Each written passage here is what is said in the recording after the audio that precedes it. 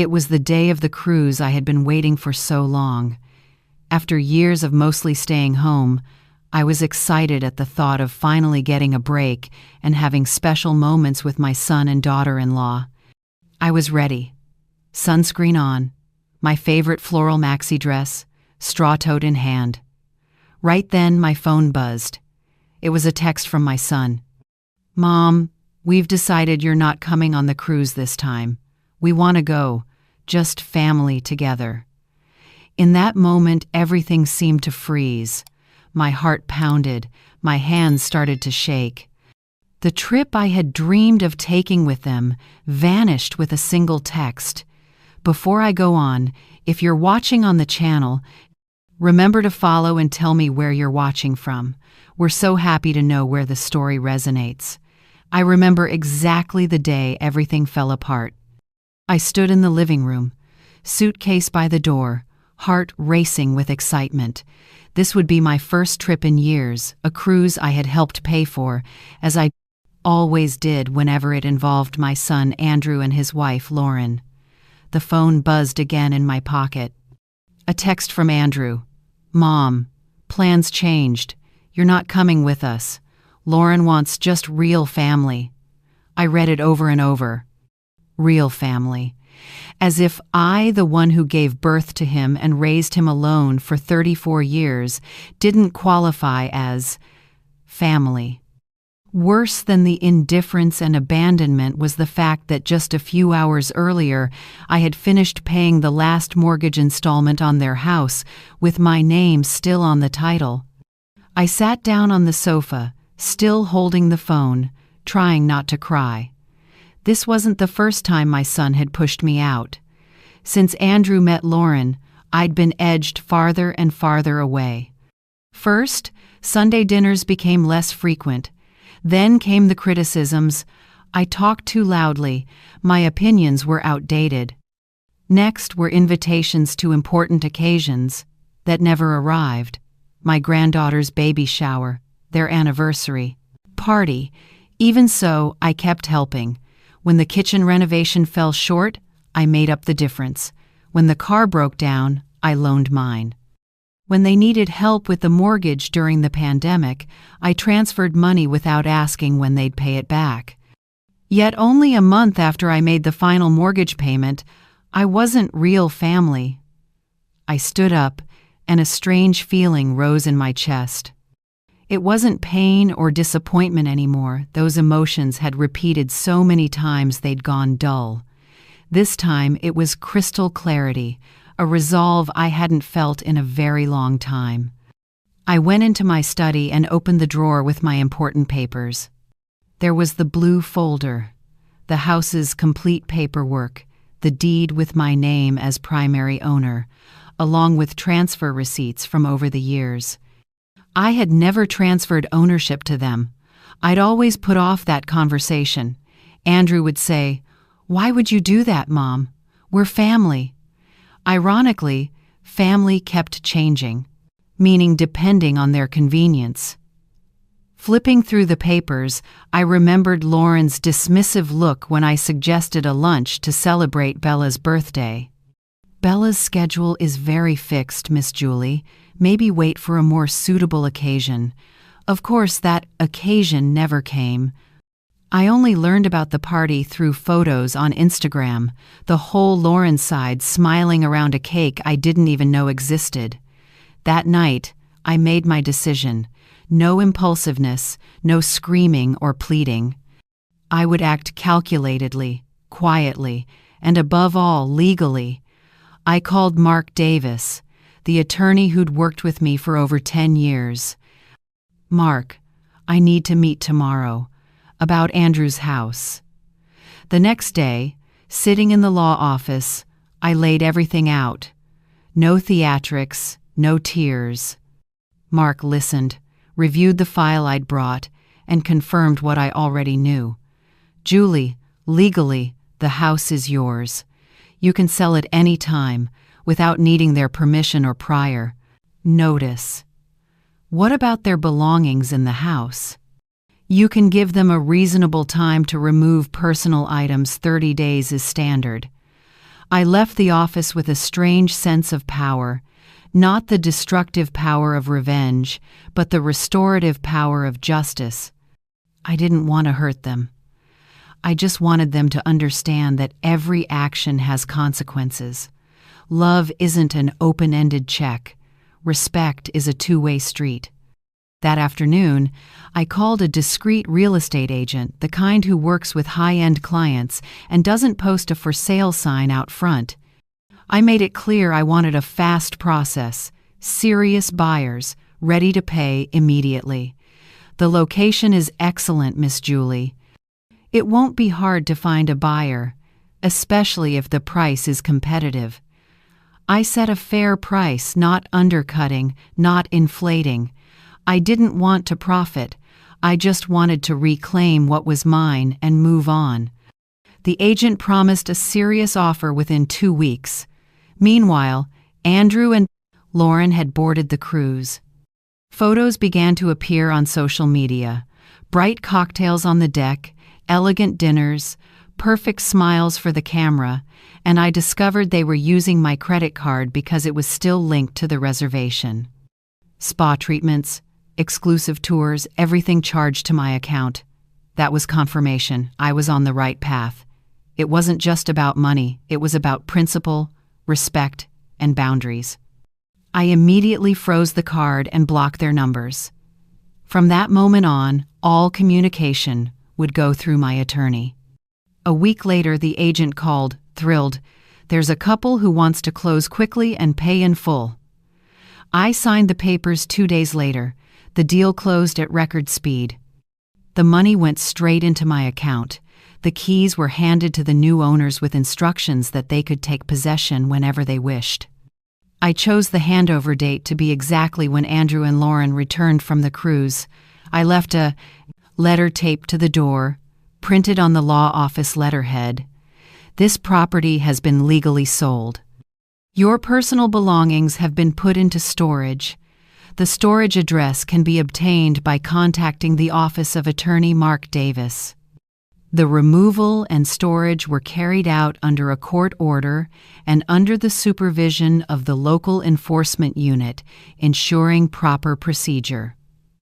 You have 30 days to retrieve your property. Please direct all communication to the attorney. And then, for the first time in years, I did something just for myself. I rented a small beachfront apartment where the only sound to wake me was the surf, where no one told me I spoke too loudly, that my views were too old-fashioned, or that I wasn't real family. Driving to my new home, I felt an emotion I hadn't had in ages: freedom. Not the freedom of someone running away, but of someone who finally understands her own worth. The next morning, I woke to the sound of waves. The new apartment was simple, but the view made up for anything luxurious I might have left behind. I brewed coffee, sat on the little balcony, and allowed myself to smile for the first time in days. The phone was silent. I'd turned it off last night, knowing that when Andrew and Lauren got home and saw the notice taped to the door, a storm of calls would come. I wasn't ready. I needed this moment of peace, this small, quiet bubble I created for myself. Around 10 o'clock, I turned on the phone only to see if Mark had reached out. As expected, there were dozens of missed calls from Andrew and Lauren, voicemails, long texts, some pleading, some attacking. I ignored them all and called Mark. "Good morning, Julie." As we predicted, they reached out. They're very agitated, I figured. What did they say? Basically that I had no right to do this, that it was their house, that they have nowhere to go. Andrew also said they had paid many installments over the years. A flicker of guilt passed through me, and I pushed it aside. It was true, they had paid a few installments at times, but I covered the vast majority. The property taxes for the last 3 years had come entirely from my account. What did you reply, Mark? Exactly as agreed. Title is in your name. The transaction was lawful. They have 30 days to retrieve belongings from storage. I also made clear you don't want direct contact. All communication goes through my office. Thank you, Mark. Can they sue me? They can try. But there's no basis. No transfer paperwork ever existed. You never signed any commitment to transfer. Legally, you're protected. I hung up and returned to the balcony with my tea. I didn't feel gleeful about any of this, just that odd sensation of fairness being restored. For years, I'd been the one they turned to when they needed money, but never when they wanted company.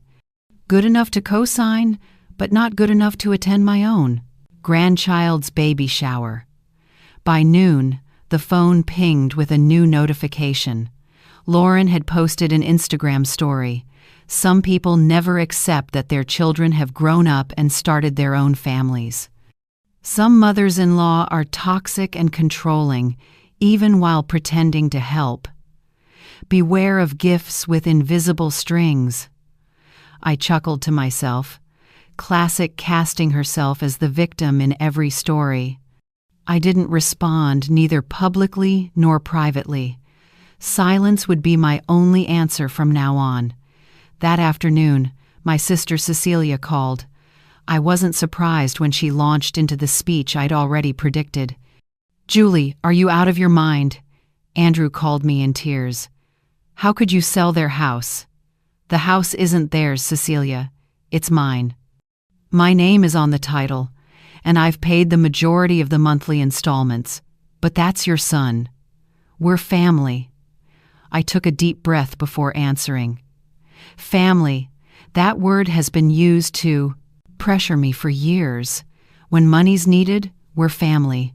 When they need me to watch Bella so they can go out, family. But when it's time to invite me on a cruise, suddenly I'm not real family. "What are you talking about?" I told her about the last-minute text cutting me from the trip and about discovering they were still using my credit card to splurge on the ship. "And you sold the house. Wasn't that a bit much?" "Do you know what too much is, Cecilia? It's me paying the mortgage on that house for 5 years, and then a month after I make the final payment, they text me that I'm not real family. That's what's too much. All I did was exercise my legal right over property that belongs to me." Cecilia was silent for a few seconds. She's always been gentle, believing family should forgive everything, but she wasn't in my place. She didn't live through years of tiny rejections, cutting remarks disguised as jokes, and being remembered only when it was convenient. "So where are they going to live?" she asked. "They're adults, Cecilia. They have jobs, some savings. They'll find a place to rent like any other couple. And maybe, just maybe, they'll learn that treating people like disposable objects has consequences." After I hung up, that little stab of guilt returned. Andrew was my son, after all. I still loved him, despite everything. But sometimes love needs clear boundaries so it doesn't turn into abuse. Sometimes we have to make people understand we won't be used indefinitely. Late in the afternoon, I received an email from Mark Davis. Andrew had requested a meeting to discuss the situation. I agreed, with conditions. Only Andrew, not Lauren, and at the attorney's office, not in a private place where they could try to manipulate my emotions. The meeting was set for 10 a.m. the next day. All evening, I braced myself, quietly replaying every moment I'd felt excluded, disrespected, used not to feed resentment, but to steel my resolve, to remind myself why I had taken such a decisive step. The next morning I dressed carefully. A light blue blouse that always gave me confidence, a touch of soft lipstick, my hair in a low bun. I wanted to look serene, in control, not a woman driven by anger or desperation. I arrived at Mark's office 10 minutes early. He greeted me with a gentle smile and led me into the conference room, where we waited for Andrew. When my son walked in, I could see he hadn't slept. Dark circles carved his face, and he looked like he'd aged years in just a few days. "Mom," he sat across from me, "why did you do this to us?" For the first time in a long while, I didn't feel the need to justify myself or apologize. I answered calmly, "I didn't do anything against you, Andrew. I exercised my rights over property that legally belongs to me. But that's our house. We've lived there for 2 years. Right, you've lived in a house in my name, with most of the installments paid by me, and the property taxes for the last 3 years taken from my retirement." Andrew ran a hand through his hair, visibly frustrated. "We were going to pay you back. We always said we would. When, Andrew? When you have money for cruises and spa treatments but never to reimburse me? When you text me that I'm not real family?" His eyes widened, hearing his own words thrown back at him. "That was just a misunderstanding. Lauren was stressed about the trip planning, so I cut in. We're not here to trade excuses.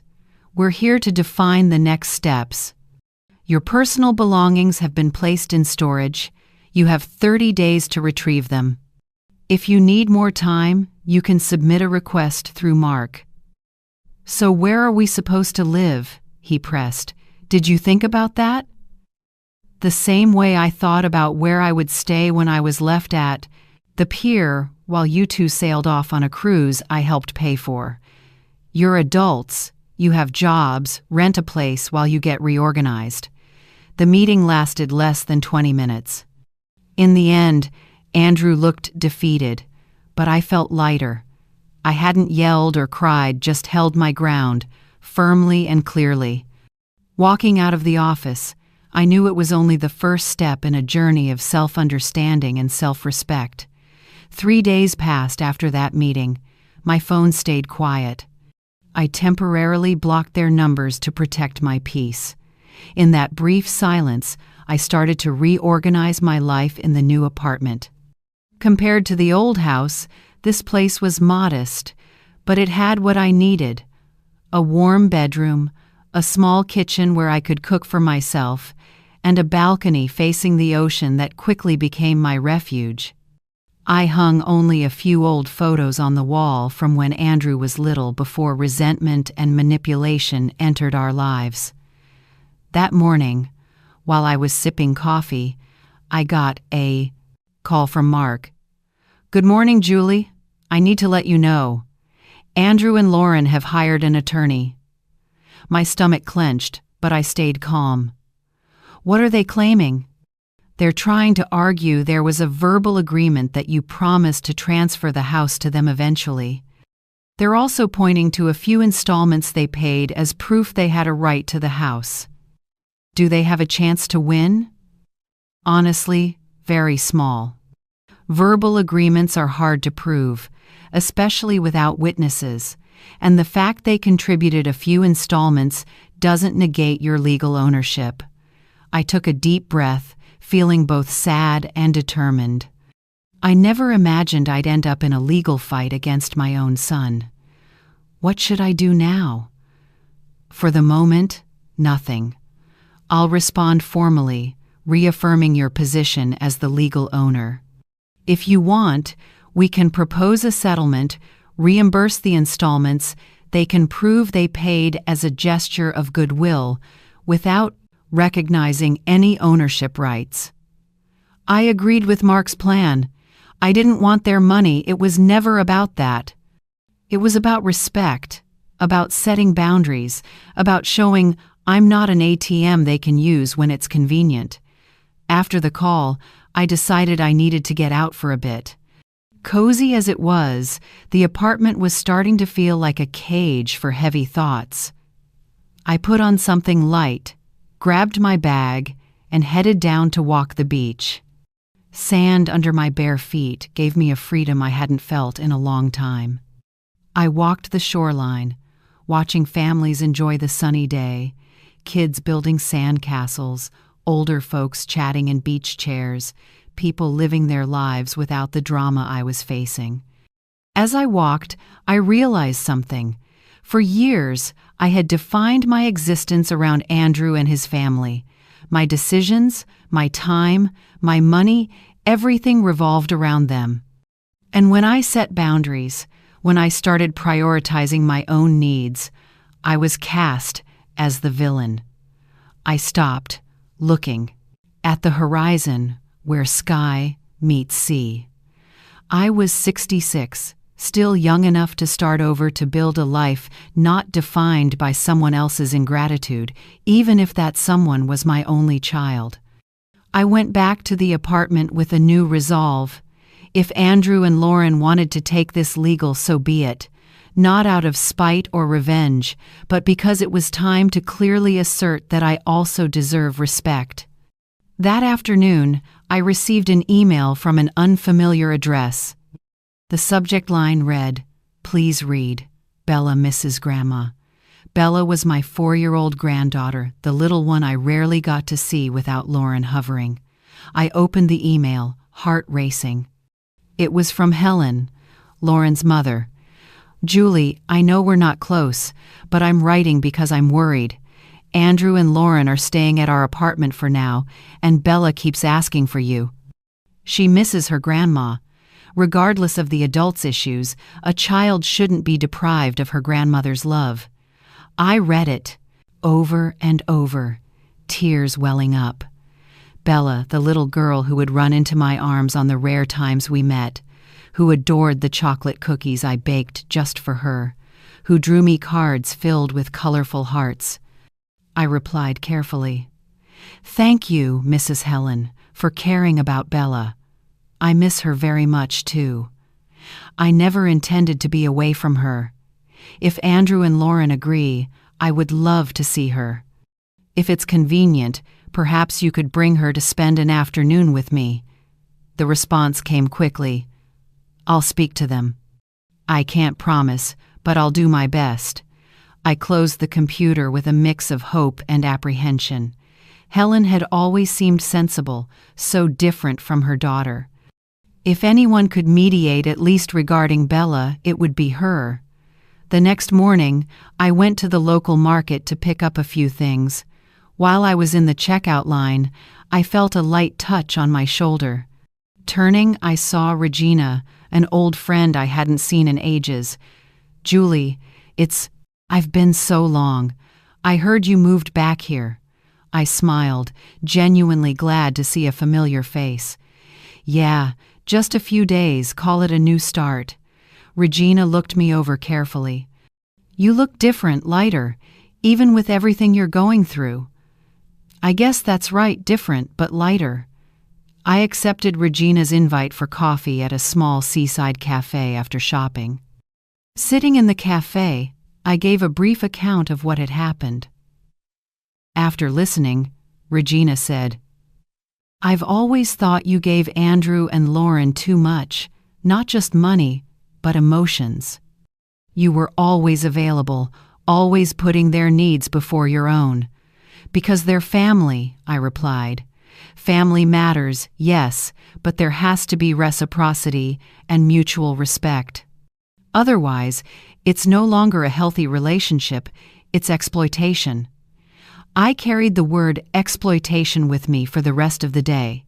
It sounded heavy, but it precisely described what I'd gone through these past few years, exploited emotionally and financially, treated like a resource, not a human being with feelings and needs of my own. That evening, I received another message from Helen. She had spoken with Andrew and Lauren. They agreed to let Bella visit me, but with conditions. The visit would be supervised, only 2 hours long, and Helen had to be present the entire time. At first, I bristled at so many restrictions. What danger did they think I posed to my own granddaughter? But after thinking it through, I decided to accept. 2 hours with Bella, even supervised, was better than nothing. We set it for the following Sunday. In the days before that, I prepared everything. I bought ingredients to bake the chocolate cookies Bella adored, picked out a few picture books I knew she'd like, and set up a small nook on the balcony where the two of us could look out at the ocean together. Sunday came, and I woke early, both eager and nervous. I tidied the apartment, baked the cookies, and waited. Right on time, the doorbell rang. Helen stood there holding Bella's hand. When she saw me, my granddaughter beamed a smile that warmed my heart. "Grandma!" She let go of Helen's hand and ran into my arms. I bent down to gather her up, breathing in the scent of children's shampoo and her soft hair, feeling her cool little cheek against mine. In that moment, some of the resentment melted away. "Hi, my love," I whispered, holding back tears. "I've missed you so much. 2 hours flew by like 2 minutes." Bella showed me her new drawings, told me about school, asked about the ocean view from my balcony. We ate cookies, read stories, and even took a short walk along the sandy beach in front of the building. Helen stayed discreetly in the background, giving us space to reconnect. When it was time to leave, Bella hugged me tight. "Grandma, why don't you come live with us at Grandma Helen's house? There's room." The innocent question caught me off guard. How could I explain to a 4-year-old the complexities of adult relationships, the accumulated resentments, and hard choices? I answered gently, "Grandma has her own place now, sweetie, but if your parents allow it, we can see each other more often." Bella nodded, seeming to accept the simplest version a child could understand. As she said goodbye, Helen came closer. "She misses you very much, Julie. I hope we can keep these visits going, regardless of what's happening between you and Andrew and Lauren." I thanked Helen for her conciliatory attitude and watched the two of them leave, my heart mixed with joy at the reunion and sadness at how brief it was. That night, sitting on the balcony under the stars over the ocean, I made a decision. I would fight to protect my legal rights to the house, not to punish Andrew and Lauren, but because it was fair. At the same time, I would try to build a bridge to stay connected with Bella. She wasn't at fault for the adults' mistakes and deserved to have her grandmother in her life. A week after the visit, Mark Davis called me. His voice was upbeat, rare for someone usually so composed. "Julie, there's news. Andrew and Lauren's attorney is proposing a settlement." I sat on the edge of the bed, surprised by the sudden turn. "What exactly?" "They'll drop the dispute over the sale of the house. In return, they want you to reimburse the installments they can prove they paid, with value adjustments as required by law." Why the change of heart? Last time they were determined to fight to the end. Mark paused. It seems they found documents that would severely weaken their position. Emails between the two of them, discussing how they might eventually claim the house through other legal mechanisms without waiting for you to transfer it voluntarily. In one email, Lauren explicitly states there was never a verbal agreement that you would transfer the title. My stomach twisted. It wasn't just ingratitude or indifference, it was a deliberate plan to take what was rightfully mine. How did those emails surface? Their side didn't give details. Maybe someone close thought things had gone too far and forwarded them to the attorney to avoid a long, unwinnable case. I was silent for a few minutes, processing. Part of me wanted to reject the offer and take the case all the way to expose the manipulation. But another part, perhaps the wiser one, knew accepting a settlement would end this painful chapter faster and with less strain. "What do you advise, Mark?" "Legally, you can decline and still win, especially with new evidence. But the price would be months of litigation, emotional and financial costs, and further erosion of your relationship with Andrew." I looked out at the ocean. The tide was receding, leaving a sheen on the wet sand. "How much have they paid in total?" According to the proof they submitted, about 30% of the home's value over the past 2 years. I did a quick calculation. It wasn't small, but it didn't come close to what I had put in over the years. Besides, the sale proceeds would let me stand on my own and move forward. I'll accept the settlement, Mark. I want to close this chapter. Are you sure? You don't have to decide right now? I'm sure. Reimburse the installments they can prove, adjusted fairly under the law. I don't want to owe them anything, and I don't want them saying I kept something that wasn't mine. After I hung up, I sat on the balcony for a long time, staring at the horizon. This wasn't about money or property anymore, it was about dignity. I wanted to look in the mirror and not see someone who had lowered herself to the level of those who had hurt her. That evening, I got a text from Helen. Bella wants to know if she can visit Grandma this Sunday. Is that okay? I replied immediately. Of course. That small message brought my first smile of the day. Even as my relationship with Andrew and Lauren cooled into a sterile legal file, at least my bond with my granddaughter remained intact. In the days that followed, I started planning my future. With the legal issue nearing resolution, I considered my options. The house sale proceeds, even after reimbursing Andrew and Lauren's portion, would still give me comfort. I could keep renting my Ocean View apartment or buy a small place of my own. I could travel, take short courses, and pursue hobbies I'd set aside for others' needs. By Friday, Mark emailed confirmation. The settlement was signed. Funds would be transferred to Andrew and Lauren the following week. In return, they signed a document acknowledging the legality of the sale and agreeing not to contest it further. Case closed, Mark wrote. Congratulations on choosing the prudent path. On Sunday, Helen brought Bella as promised. This time, she didn't impose a 2-hour limit or monitor every moment. Helen simply said, "I'll come back late afternoon." "Lauren doesn't know I'm leaving Bella alone with you," she whispered before leaving, "but I find it absurd to try to separate her from her grandma. I'll be back at 5. Bella and I had a wonderful day.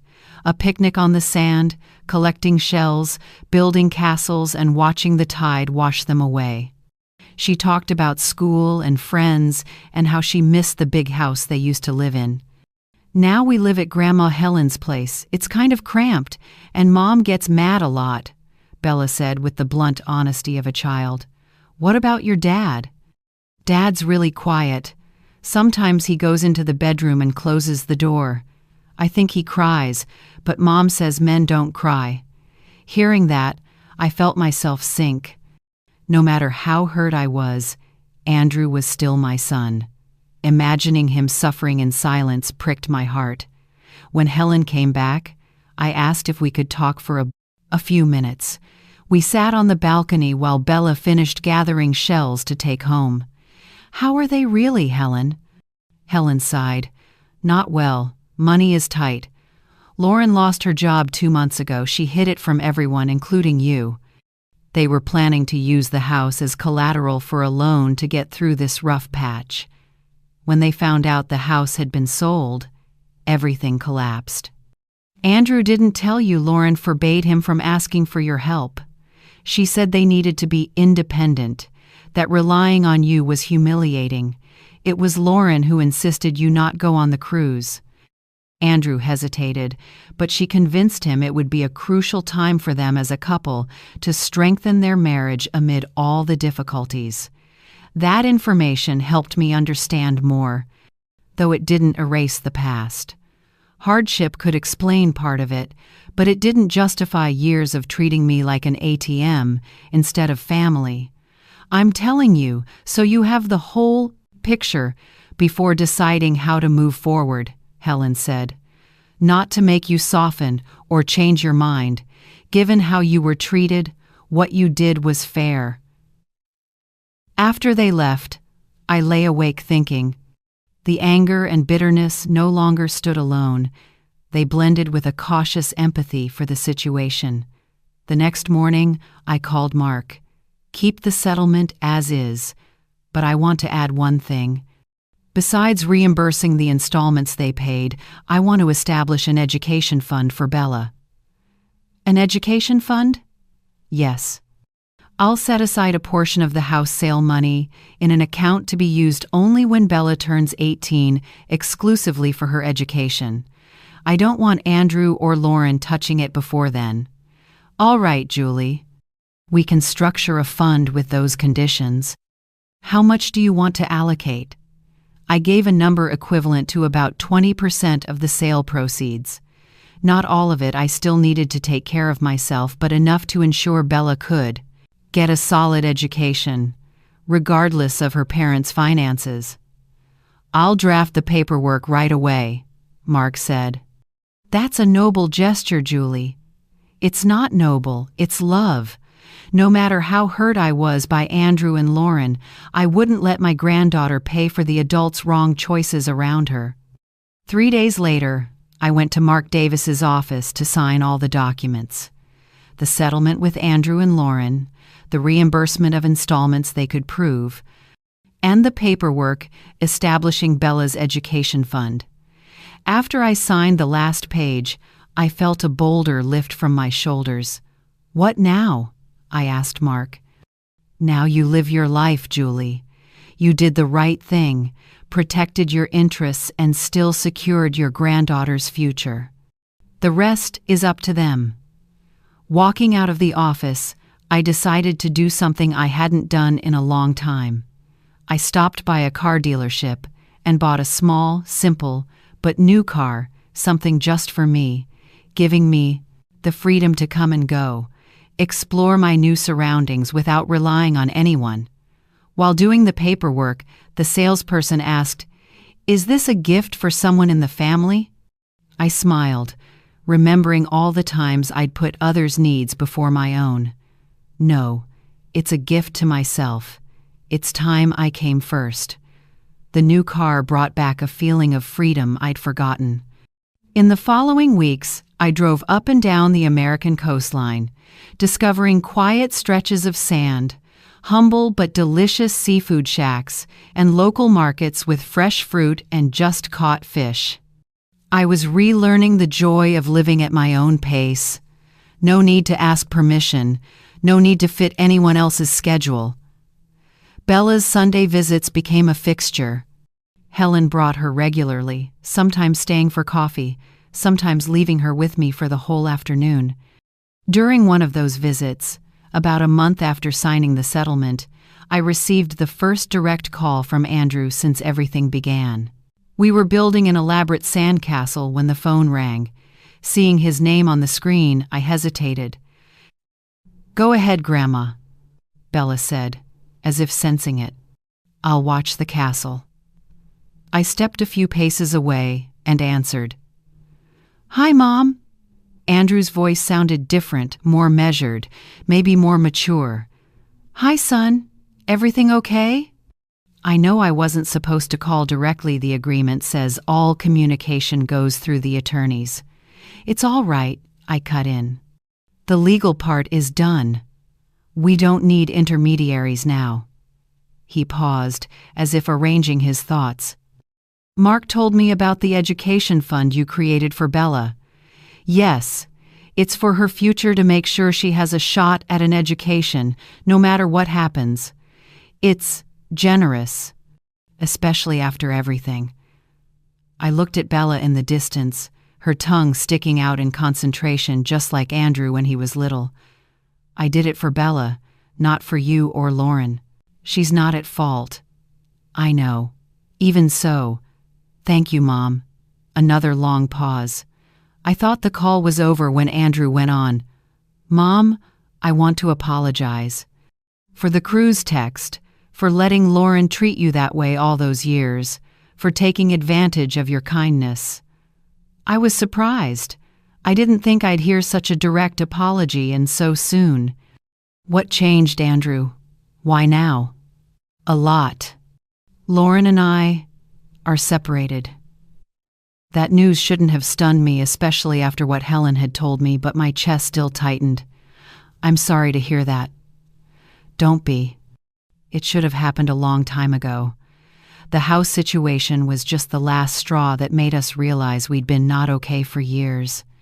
We used outside problems, money, work, even you as excuses to avoid looking at what was wrong between us.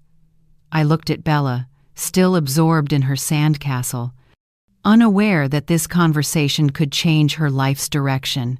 What about Bella? How is she taking it? We haven't told her. We're living separately now. Lauren and Bella are at Grandma Helen's. I rented a small apartment near work. Bella thinks it's just temporary so I can be closer to the office. You two have to tell her, Andrew. Kids understand more than we think. I know. We'll tell her soon. But first, we want to settle custody and routines so we can give her clear answers. The sound of waves filled the space between us. Mom, could we meet in person to talk? The question made me hesitate. Part of me wanted to keep my distance to protect myself from new wounds. Another part recognized that this call was an effort and a rare vulnerability from my son. Okay, next week. Great. Thank you, Mom. We set it for Wednesday of the next week at a seaside cafe near my apartment, a neutral spot, public enough to avoid emotional blow-ups, yet private enough for honesty. After I hung up, Bella ran over and tugged my hand. Grandma, come see. I made a castle for the sea princess. She had built towers, a bridge from twigs, and a flag from a palm leaf. It's beautiful, sweetheart. You've got talent. She grinned, then asked with innocent curiosity, Was that Dad calling? Yes, it was your dad. He's okay. But he's been sad lately. I knelt to her eye level. Grown-ups get confused and sad sometimes, you know. I know. Mom cries too when she thinks I'm not looking. That happens. But don't worry. They'll find a way to be okay again. She seemed satisfied and turned back to dig a moat around the castle. The days leading up to Wednesday passed slowly.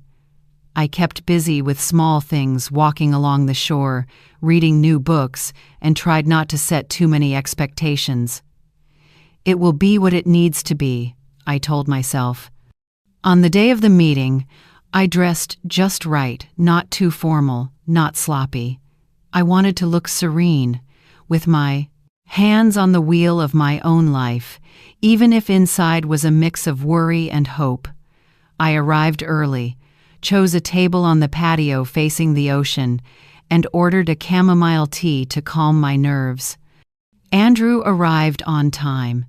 He looked thinner, with deep circles under his eyes.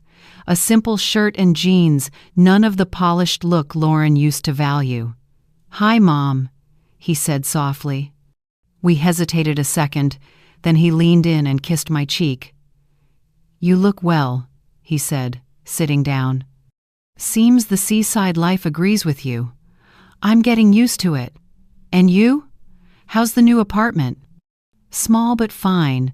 Living alone, I don't need much. We chatted about little things, the weather, people on the sand before Andrew set down his coffee and got to the point. These past weeks, I've thought a lot about how we treated you all these years, about how I let Lauren steer our relationship with you. I stayed quiet, letting him speak. We were wrong. All of it was wrong. Using your kindness, cutting you out of the family whenever we didn't need material help, leaving you standing alone at the pier that day. His voice fell, eyes welling. The worst part is I knew it was wrong the moment I sent that text, but I was so used to giving in to Lauren, to avoiding conflict, that I let it happen. Why did you let it go on so long? He wiped away a tear. When we first started dating, Lauren said you were controlling and manipulative. I was so in love I believed her. I accepted her version of you, of our family. After that, it got harder and harder to admit I was wrong, that I'd let her come between us. His words hurt, but there was also a strange relief in finally calling the truth by its name. Ironically, Andrew continued, The truly controlling one was her. She decided when we could see you, when we could ask for your help, when we had to push you away.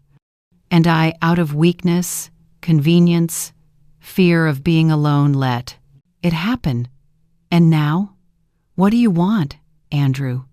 He looked straight into my eyes, something he hadn't done in a long time.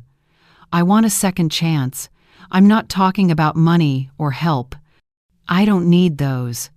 I'm asking for the chance to rebuild our relationship, to be the son you deserve, and to let you be Bella's grandma without conditions, without limits.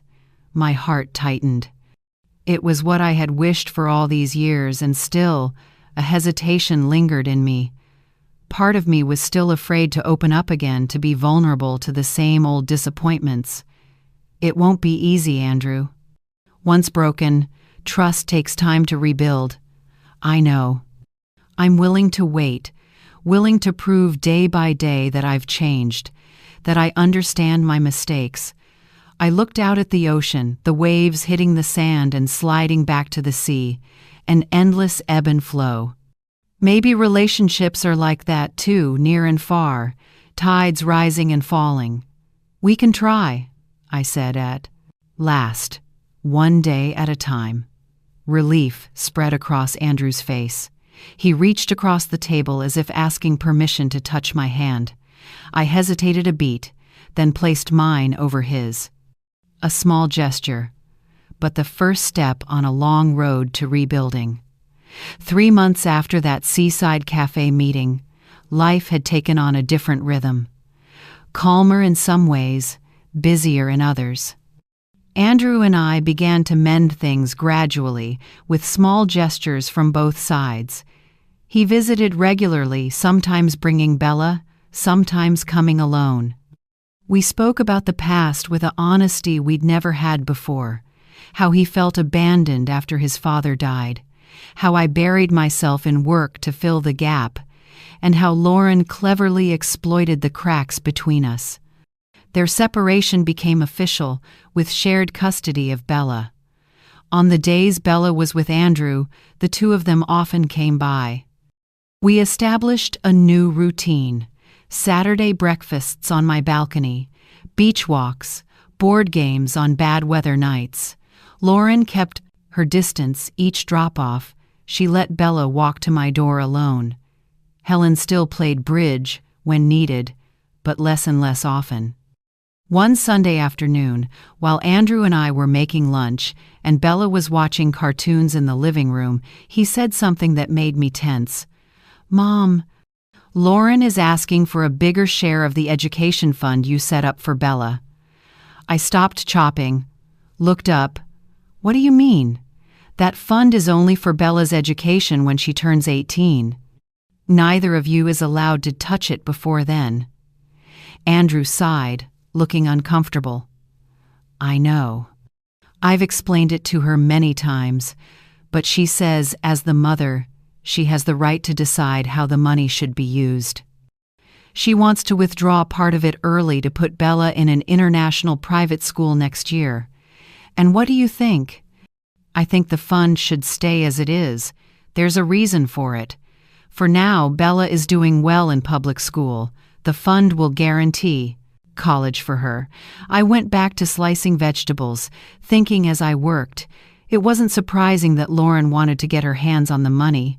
What surprised me was Andrew's firmness in refusing. "Has she talked to a lawyer?" "She says she's exploring options, but it'll be tough." The fund was drafted very tightly. "Mark did a great job." I nodded, grateful for the caution we took in setting it up. "And you? How do you feel about all this?" Andrew looked out the kitchen window toward the ocean, honestly relieved. Separation was hard, especially because of Bella, but it was necessary. Only now do I see how suffocating that relationship was, how much I'd lost my voice and identity. Is it hard on Bella? At first it was. She had lots of questions, lots of insecurity. But I think we're providing the stability she needs, even in separate homes. and having you present regularly in her life has been a huge comfort." I smiled, both relieved and grateful. Despite the bitterness, it seemed my family was finding a new balance, a configuration that somehow worked better for all of us. 2 weeks later, Mark called, his tone serious. "Julie, Lauren has filed a lawsuit demanding a change to the terms of the education fund." I sank into a seat, my stomach twisting. "On what basis?" "She claims that, as the mother and legal guardian, she has the right to decide how educational resources are used. She's requesting that at least 30% be dispersed immediately to pay private school tuition.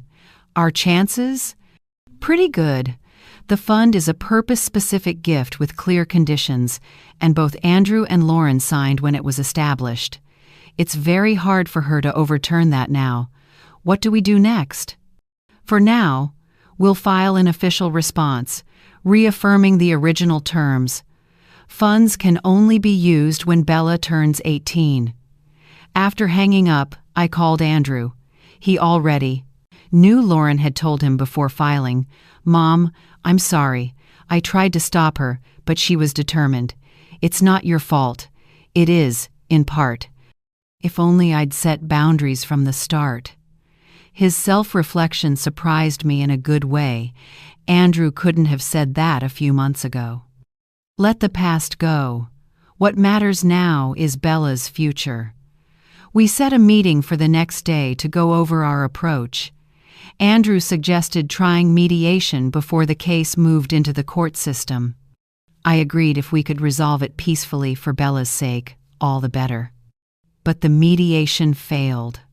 Lauren arrived with her attorney, stayed rigid, and rejected any proposal that didn't include an immediate partial disbursement from the fund. "Bella's education can't wait until she's 18, Lauren insisted. "I'm her mother. I know what's best for her, which includes enrolling her in the International Academy next term. The fund was created for Bella's college," I replied calmly. "Her current public school is excellent for elementary and secondary." "Typical of you," Lauren sneered. "Always needing to control, always thinking you know better than everyone." Andrew cut in before I could speak. "Lauren, please, we're not here to attack each other. We need a solution that's good for Bella." The result? No agreement. We left the conference room knowing the case would go to court. In the weeks that followed, tensions escalated. Lauren began complicating visitation, last-minute excuses about being busy or Bella not feeling well.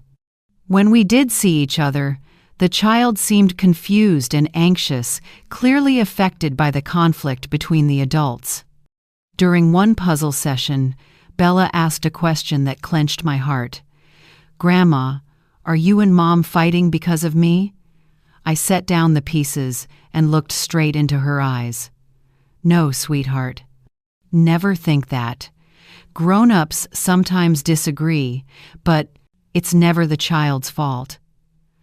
"But I heard Mom on the phone saying, 'You don't want me to go to a good school.'"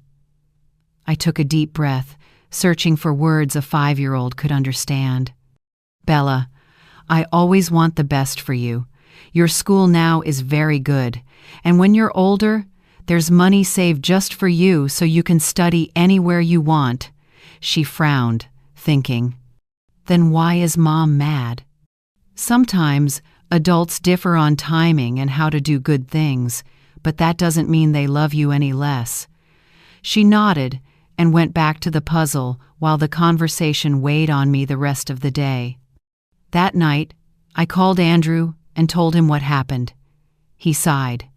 "Lauren talks about the lawsuit in front of her. I've begged her not to protect Bella from adult matters, but she can't separate things. That can't continue. Bella is getting hurt." "I know. Tomorrow I'll ask my attorney about requesting a court order prohibiting discussion of the case in Bella's presence." In the following days, I did something I didn't expect. I called Helen, Lauren's mother. Helen, we need to talk about Bella. I was waiting for your call, Julie, she answered, weary. I know Lauren is going too far. Bella just asked if the adults are fighting because of her. She's confused and anxious. This has to stop. Helen sighed. I'll speak to her again. I keep trying to make Lauren see she's hurting her own child, but lately she's become tougher, more bitter. The separation hit her hard, not just emotionally, but in terms of status. She got used to a lifestyle she can't maintain now. Whatever the case, we can't use Bella as a hostage.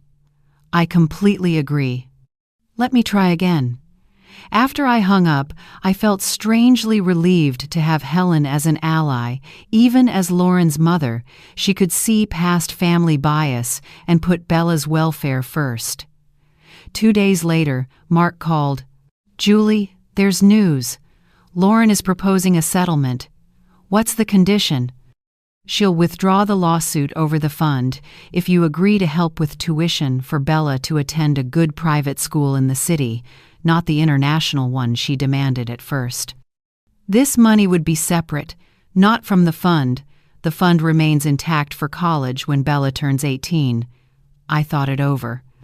On one hand, this could avoid a drawn-out case reducing harm for everyone, especially Bella. On the other hand, it felt like Lauren was just finding another way to reach my money. 3 months passed since the Seaside Cafe meeting. Life took on a different rhythm, calmer in some ways, busier in others. Andrew and I began reconnecting with small steps from both sides. He visited me regularly, sometimes bringing Bella, sometimes coming alone. We talked about the past with a frankness we'd never had. How he felt abandoned when his father died, how I buried myself in work to fill that void, and how Lauren skillfully exploited the cracks between us. The separation was formalized, with shared custody of Bella. On the days she stayed with Andrew, father and daughter often stopped by. We formed new habits: Saturday breakfasts on the balcony, beach walks, board games when the weather was bad. Lauren kept her distance, each handoff. She let Bella walk to my door by herself. Helen still acted as a bridge when truly necessary, thankfully less and less. One Sunday at noon, while the two of us were cooking and Bella was watching cartoons in the living room, Andrew said something that made me tense. Mom, Lauren is asking for a bigger share of the education fund you set up for Bella. I set down the knife. What do you mean? That fund is only for Bella when she turns 18. Neither of you can touch it before then. Andrew sighed. I know. I've explained it many times, but she says, as the mother, she has the right to decide how the money is used. She wants to withdraw part early to put Bella in an international private school next year. What do you think? Keep it as set. It exists for a reason. For now, the public system is good enough. The fund will guarantee college later. I went back to slicing vegetables, thinking as I worked. I wasn't surprised Lauren wanted to reach for that money. What surprised me was Andrew's resolve. Has she consulted an attorney? She says she's exploring options, but it'll be tough. The fund was drafted very tightly. Mark did an excellent job. I nodded, glad for the caution when we created it. And you? How do you feel about all this? Andrew looked out the ocean-facing window. Honestly, relieved. Separation is hard, especially because of Bella, but it was necessary. Now I see how much I'd lost my voice and myself. Is it hard on Bella? At first, yes. Lots of questions, lots of insecurity. But we're trying to create stability, even in 2 homes. And you being present regularly for Bella, that's a huge anchor. I smiled, both relieved and grateful. 2 weeks later, Mark Davis called, his tone serious. Julie, Lauren has filed a lawsuit requesting changes to the education fund terms. I felt my stomach tighten. On what basis? She says that as the mother and guardian, she has the right to decide how educational resources are used. She's requesting that at least 30% be dispersed immediately to pay private school tuition. Our odds? Pretty good. The fund is a purpose-specific gift with clear conditions, and both Andrew and Lauren signed when it was created. It's very hard for her to overturn now. Next step? For now, we'll file an official response, reaffirming the original terms. Funds can only be used when Bella turns 18. I called Andrew right away. He already knew Lauren had told him before filing. "Mom, I'm sorry. I tried to stop her, but she was determined. It's not your fault. It's partly on me. I should have set boundaries from the start." His acceptance of responsibility surprised me in a good way. Let the past go. What matters now is Bella's future. We set a meeting for the next day to go over the details. Andrew suggested trying mediation before the case moved into court. I agreed. But the mediation failed. Lauren came with her attorney, was unyielding, and rejected any proposal that didn't include an immediate partial disbursement from the fund. "Bella's education can't wait until she's 18, Lauren insisted. "I'm her mother. I know what's best for her, including enrolling her in the International Academy next term." "The fund was set up for college," I replied calmly. "Public schools right now are very good for elementary and secondary." "Typical of you," Lauren sneered. "Always wanting to control, always thinking you know better." Andrew cut in. "Lauren, please, we're here to find a solution that's good for Bella." There was no agreement. Tensions rose. Lauren began making visitations difficult, citing sudden busyness or Bella feeling sick. When we did meet, the child was confused and anxious, clearly affected by the adult conflict. During one puzzle session, Bella asked a question that clenched my heart. "Grandma, are you and Mom fighting because of me?" I looked into her eyes. "No, sweetheart. Never think that. Adults sometimes disagree, but it's never your fault. But I heard Mom on the phone saying you don't want me to go to a good school." I took a deep breath and chose words a 4-year-old could understand. "Bella, I always want the best for you. Your current school is very good. When you're older, there's money saved just for you so you can study anywhere you want." She frowned. "Then why is Mom mad?" "Sometimes adults differ on when and how to do good things, but the love for you doesn't change." She nodded and went back to her game. The conversation weighed on me all day. That night, I called Andrew and told him. He sighed. "Lauren talks about the lawsuit in front of her. I've begged her not to, but she can't keep it separate. This can't go on. Bella is being hurt." "I know. Tomorrow I'll talk to my attorney about asking the court for an order barring discussion of the case in Bella's presence." A few days later, I called Helen, Lauren's mother. "Helen, we need to talk about Bella." "I've been waiting for your call, Julie," she said wearily. "I know Lauren is going too far. Bella just asked if the adults are fighting because of her. She's so confused. I'll speak to her again. I keep trying to make Lauren see she's hurting her own child, but lately she's become tougher and more bitter. The separation has dragged her down in feelings and in status. She got used to a lifestyle she can't maintain now. Whatever the case, Bella can't be used as a hostage." I completely agree. "Let me try once more." 2 days later, Mark called. "Julie, there's news. Lauren proposes a settlement. She'll withdraw the lawsuit over the fund if you agree to help pay tuition for Bella to attend a good private school in the city, not an international school. This amount is separate, not from the fund. The fund stays reserved for college when Bella turns 18.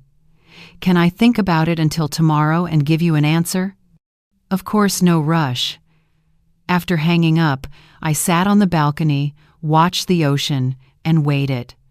I remembered how many times I'd given in to Andrew and Lauren's financial demands over the years, unintentionally creating a toxic pattern. If I agreed to this new proposal, would I be extending that cycle?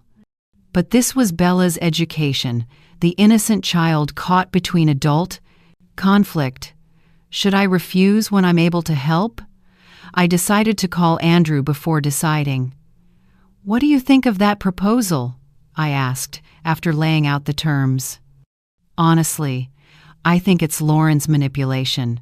She knows you care about Bella and is using that as leverage. Bella's current public school is excellent. Dedicated teachers, solid facilities. I don't see a need to switch now. You think the motive is money image? No doubt. Lauren's always obsessed with status. Putting our child in a prestigious private school is about image more than real quality." Andrew's words made sense, but I didn't want to decide based on old resentment. "I'll visit Bella's school tomorrow. I want to see the environment and meet the teachers before deciding." "Great idea, Mom. I'll tell the school. They're very open with families." The next morning, I dressed neatly and drove to the public school where Bella studies. The campus was simple, but clean, with a spacious, colorful playground. The academic coordinator, a middle-aged woman with a kind smile, welcomed me in her office. "Lovely to meet you, Julie. Bella often talks about her grandma who lives by the sea." We talked for nearly an hour about the school's philosophy, curriculum, and extracurriculars. She took me on a tour. Well-equipped classrooms, a cozy library, a modest but functional science lab, and an art room full of children's work. Passing Bella's class, I saw her through the window sitting in a reading circle with classmates, animated and confident. She was happy, connected, perfectly adapted. I drove home with a clear mind. I called Mark and reported my decision. I'm declining Lauren's proposal. Bella's current school is excellent. I see no educational reason to switch now. If it goes to court, I'm ready. Mark sounded relieved. That's the right choice. Giving in now would set a precedent for future demands. In the following days, as expected, Lauren ramped up pressure, yelling calls to Andrew, vague posts online, even trying to tighten my visitation schedule. But this time, I didn't yield. I stood firm, believing I was doing what was best for everyone, especially Bella. A month later, the case went to court. Sitting in the courtroom, I looked at Lauren on the other side, well-dressed, carefully made up, projecting the image of a devoted mother. Andrew sat beside me, silent but steadying. The middle-aged judge listened to both sides. Lauren's attorney emphasized the role of mother and primary guardian, the right to decide education. Mark presented the fund's clear terms, both parents' signatures at its creation, and the quality of the very public school Bella attends. After deliberation, the judge ruled, keep the education fund as originally set usable only when Bella turns 18. Keep the current school choice, and any future changes must be jointly decided by both parents. Leaving the court, I felt both relieved and sad. Relieved to have protected Bella's educational future, sad that our family needed a legal ruling for something that should have been resolved at home. Andrew squeezed my hand. Thank you for standing firm, Mom. I hope now we can move forward, focus on what matters most, Bella. That's always been your goal, hasn't it? Even when you sold the house and set up the fund, you were thinking long-term, what was best for all of us. His words touched me. For the first time in a long while, I felt my son truly saw me not as a wallet or someone to manipulate, but as a mother who, despite hard decisions, always acted out of love. The next week, on a rainy afternoon, Helen knocked unexpectedly, umbrella dripping, face heavy. "May I come in, Julie? We need to talk." I invited her into the living room and poured hot tea. We sat in silence for a few minutes, just the rain tapping the glass. "Lauren is getting ready to move," she said. "She found a job in another city, nearly 500 miles from here, and wants to take Bella." The news landed like a bomb. "Can she do that after the joint custody ruling?" "Legally, it's difficult. She'd need Andrew's consent or a new court decision. But I came because I think you should know. Lauren is determined one way or another." "You think she'd do something reckless?" Helen looked down. "I can't say for sure, but I know my daughter, especially when she's cornered." I didn't need her to finish. The implication was clear. Lauren might take Bella without permission. "Have you told Andrew yet?" "I'm seeing him after this." "I thought you should know too, so everyone stays alert." I thanked Helen for her honesty and for putting Bella's best interests above blood ties. After she left, I called Mark right away for guidance. The next days were a tense preparation. Andrew filed for a temporary restraining order, barring Lauren from taking Bella out of the city without both parents' written consent. The school was notified to release Bella only to her parents or pre-authorized individuals. We rotated schedules so Bella wouldn't be alone with Lauren for long stretches. Amid the tension, we still tried to keep Bella's routine normal. Sunday visits with Grandma, building sandcastles, collecting shells. But a cloud hung over us, the fear that at any moment the child could be torn from us by her mother's bitterness. 2 months passed since Lauren's failed attempt. The legal measures worked. The court approved the order preventing removal from the city without mutual consent. Realizing she couldn't carry out the plan, Lauren declined the out-of-town job. The air remained tense. Lauren grew more bitter and difficult in every everyday decision about Bella. Which uniform, which extracurriculars, even how to cut her hair. Everything became an argument. Andrew, on the other hand, grew. Steadier by the day, no longer intimidated by Lauren's emotional blow-ups, no longer manipulable. He set clear boundaries and kept them, always putting Bella's well-being first. As for me, I found a new balance. The beachfront apartment became a real home, not just a temporary refuge. I tended to every corner, planted flowers on the balcony, and hung photos not only of the past but of new memories too. Bella had a space of her own, a small room with a bed, toys, and books for the weekends she spent with Grandma. On a quiet morning, while I was making coffee in the kitchen, I got an urgent call from Helen. "Julie, something's happened. Lauren has disappeared with Bella." My heart jumped. "What do you mean, disappeared?" "This morning she was supposed to take Bella to school but never showed up. Her phone is off. She's not at home, and not at work either. I've told Andrew he's heading to the police station to file a report." My hands shook as I hung up. I grabbed my bag and car keys and drove straight to the station, where I knew Andrew would be. On the way, 1,000 worst-case scenarios flashed through my mind. When I arrived, Andrew was giving a statement to the desk officer, his face pale, tense, the circles under his eyes stark.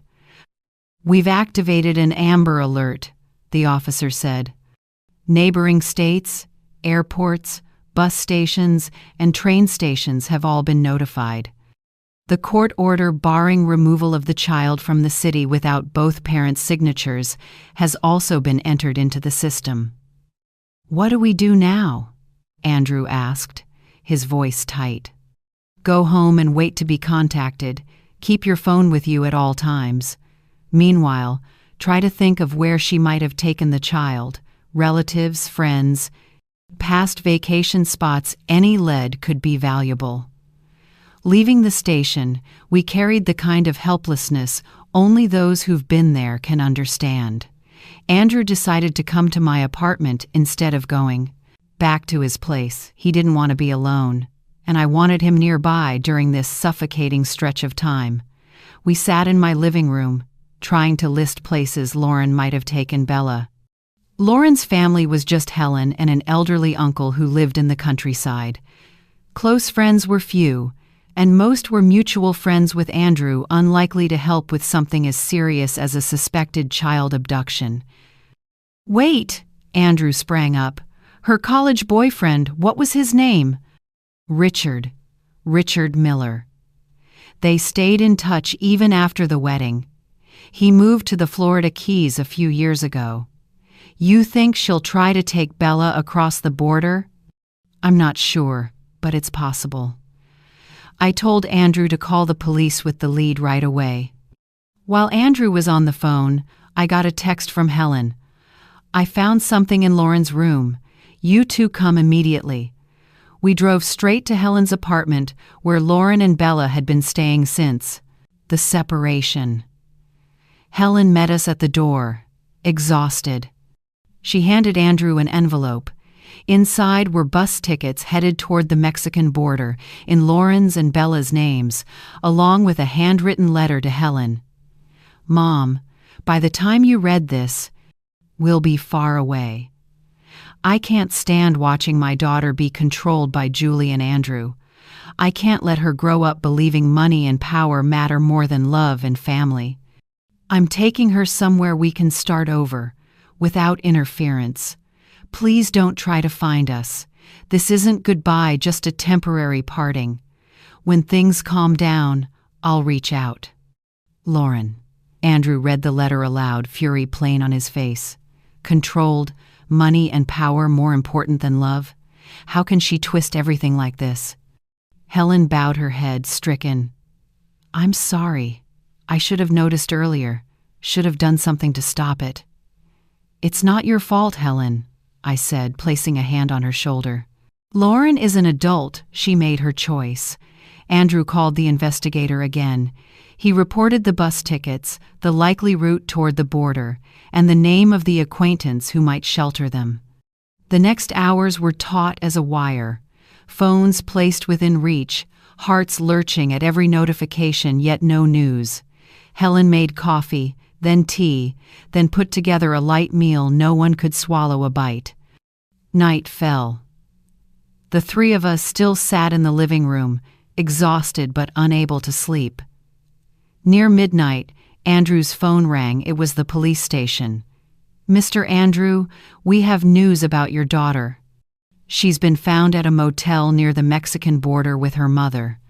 Both are physically safe. Local police are holding them until the legal matters are sorted." Andrew collapsed into a chair, tears of relief spilling over. "Thank God. When can I see her? How do I bring her home?" "A family court officer will contact you tomorrow morning to guide you through the next every steps. For now, your daughter is safe, and that's what matters." After he hung up, Andrew hugged me, then Helen, the odd trio of a son, his mother, and his ex-mother-in-law, bound by love for a little girl who had suddenly become the eye of a family storm. "What happens now?" Helen asked, her voice breaking. "Lauren will likely face legal consequences for attempting to take Bella out of the country without permission," Andrew answered. "What are we waiting for?" "I don't know. Everything has changed now." The following days were a blur of legal procedures. Andrew traveled to the border area to pick up Bella, accompanied by a family court officer. Lauren was temporarily detained for questioning, then released on the condition that she could not have unsupervised contact with Bella until the case was resolved. 3 days later, I saw my granddaughter again. She looked confused, shaken, but physically fine. As soon as she saw me, Bella hugged me hard, burying her face in my neck like when she was little. "Grandma," Mom said, "we were going to live in another country, just the two of us, but I didn't want to go without saying goodbye to you and Dad." "I know, sweetheart." Sometimes adults make wrong decisions even when they think they're doing right. What matters is that you're safe now and that we all love you very much." In the weeks that followed, the situation settled. Lauren lost joint custody and was limited to supervised visitation until she completed a family therapy program.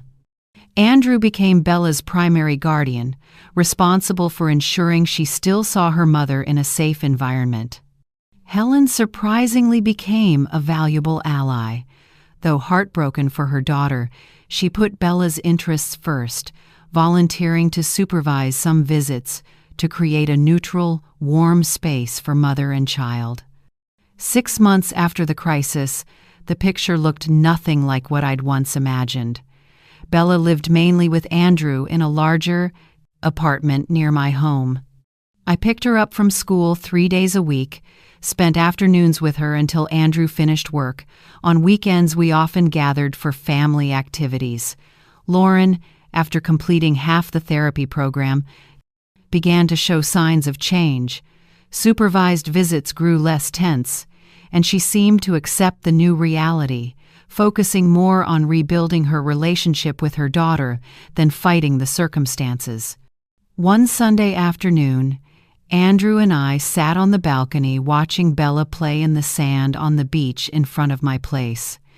Andrew asked me something that stopped me short. "Mom, do you regret selling the house?" I thought for a moment, then shook my head. No. It was a drastic decision, and it hurt all of us at the time. But look, see where we are now. I gestured ahead, Bella eagerly building a sandcastle, the calm sea behind her. My son and me sitting side by side, something we hadn't done in years. If I hadn't done it, we'd probably still be stuck in the same toxic loop. You unhappy in a marriage that couldn't be saved but afraid to leave. Me exploited financially and ignored emotionally. And Bella growing up amid warped patterns. Andrew nodded slowly. I think you're right. It was a painful wake-up call, but a necessary one for all of us, including Lauren. I added, she's had to face her own issues, something that probably never would have happened if we had kept the old dynamic. Andrew looked at me. What I respect most is that no matter what, you never used Bella as a weapon, never tried to cut her off from her mother, never spoke ill of Lauren in front of her. You always prioritized their mother-daughter bond, even when Lauren tried to take Bella away. Bella deserves to have both a mother and a grandmother in her life. This isn't a win-lose game when a child's well-being is on the line. Bella ran over, hair salty wet, face glowing. Grandma, Dad, come see my castle. I made a special spot for each of us, even for Mom when she can come to the beach with us. We stood and followed her to the water's edge. A detailed sandcastle rose there, decorated with colorful shells and tiny flags made of twigs and palm leaves. Bella pointed to each section, explaining who lived where in her imagination. Looking at that scene, my granddaughter proud of her creation, my son beside me, the blue sea stretching to the horizon, I understood that, however painful the journey, we'd arrived exactly where we needed to be. Not a perfect family, not an ideal situation. There were still scars, sad memories, and many challenges ahead. But there was also love, respect, healthy boundaries, and the understanding that real relationships aren't built on exploitation, but on reciprocity and genuine care. The house I once sold was only a physical structure, walls and a roof. I realized home isn't a place, but the people we choose to walk with, the tendevetter all senpi. Relationships built on respect. The peace that comes when we honor ourselves as much as we honor others. As the sunset painted the sky and sea orange, Bella took my hand on one side and Andrew's on the other. Today is the best day ever, she declared with the wholehearted certainty only a child has. And in that moment, I couldn't agree more. After the storm, we found not only calm, but clarity. After the hurt, we rediscovered not only joy, but wisdom. And after all those years of always putting others first, I finally learned the most important lesson. To truly love someone, you have to respect yourself first. If you liked this story, please subscribe and tell me in the comments which detail left you most stunned. Oh, and become a member to see the exclusive videos I don't post publicly. I'll see you there. As we close Julie's story, I'm reminded that home isn't bricks or shingles. It's the people we choose to keep and the boundaries we set so love can be safe. Julie didn't win or lose against anyone. She chose self-respect so she could love her son, her granddaughter, and herself the right way. Andrew learned to take responsibility and grow up. Bella found a peaceful embrace to grow within. And Lauren, even by a winding road, had to face her own cracks. Family ties last only when paired with respect and boundaries. Forgiveness with a backbone and love with principles, that's what this story brought back to me today. What about you? In your family, what boundaries keep love from getting hurt? If you were in Julie's place, what would you do to protect a child while staying compassionate with the adults? Share your perspective in the comments. Maybe your story will be a light for someone who feels lost. If this journey spoke to you and you want to keep listening, reflecting, and learning together through the next stories, I'd love for you to stay with the channel so each week we can have another warm, gentle, and thoughtful conversation. See you in the next story.